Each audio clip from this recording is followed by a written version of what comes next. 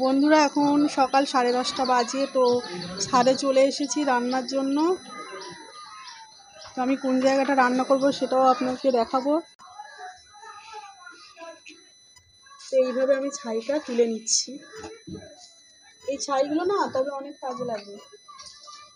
যেমন কিছু মাছ থাকে যেগুলো স্লিপ খায়, খুব মানে প্রচণ্ড স্লিপ হয়, তো এই ছাইগুলো দিয়ে মাছও কাটা যায় সহজে।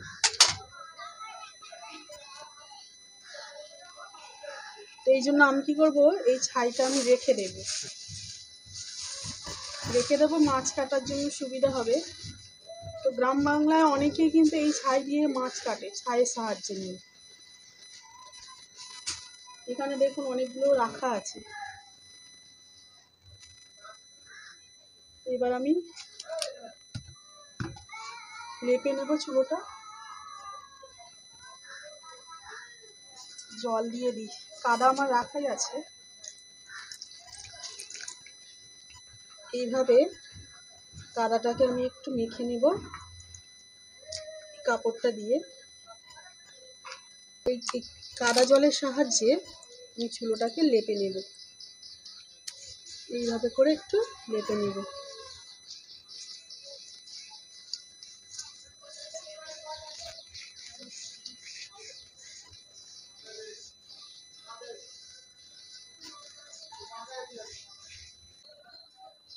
দেখুন বন্ধুরা, আমার মাটির উনুনটা লেপে নেওয়া হয়ে গেছে।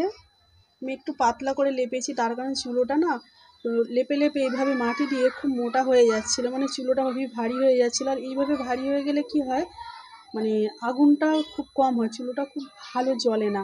তো সেই জন্য আমি পাতলা করে লেপে নিয়েছি, তো খুব বেশি মোটা করে লেপিনি। আর এদিকে দেখুন আমি একটু রোদের মধ্যে এই কাঠগুলো রেখে দিলাম। একটু রোদ খেলে কি হয়, একটু ভালোভাবে না মাটির উনানটা ধরে যায়। তো এবার আমি উনানটা ধরাবো। বাবা কি হাওয়া দিচ্ছে, চা নিভে গেল।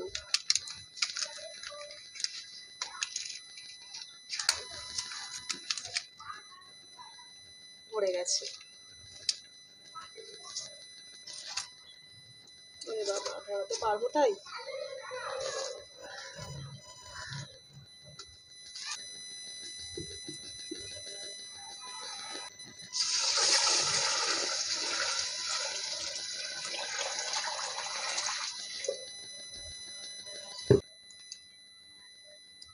ভাতটা হয়ে এসছে, এবার আমি ভাতটা নামিয়ে নেব। রান্না করবো পুঁই শাক দিয়ে মাছের মাথা। তো কড়াইটা আমি বসিয়ে দিয়েছি, পেঁয়াজ দিয়ে দিলাম,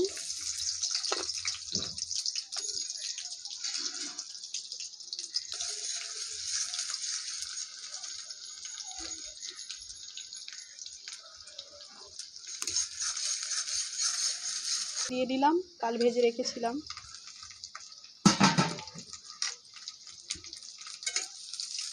তাহলে সবটা বাধ্য তুলবো।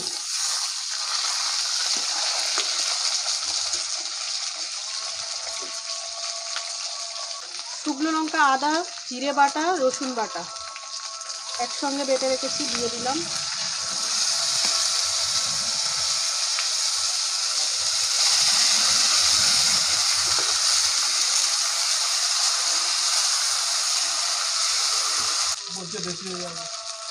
লবণ দিয়ে দিলাম, হলুদ গুঁড়া দিয়ে দিলাম,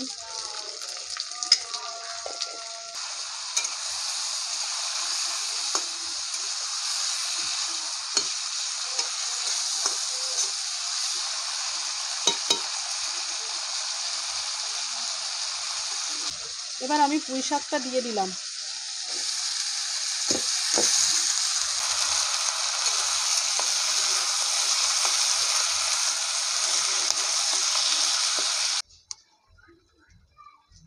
কালারটা দেখো কত সুন্দর এসেছে।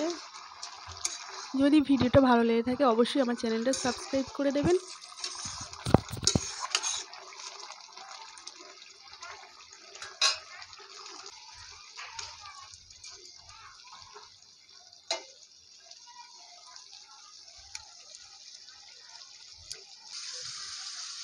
পুঁই শাক দিয়ে মাছের মাথা রেসিপিটা হয়ে গেছে। এবার এর উপরে আমি একটু গুঁড়ো জিরে মরিচ ছড়িয়ে দেব।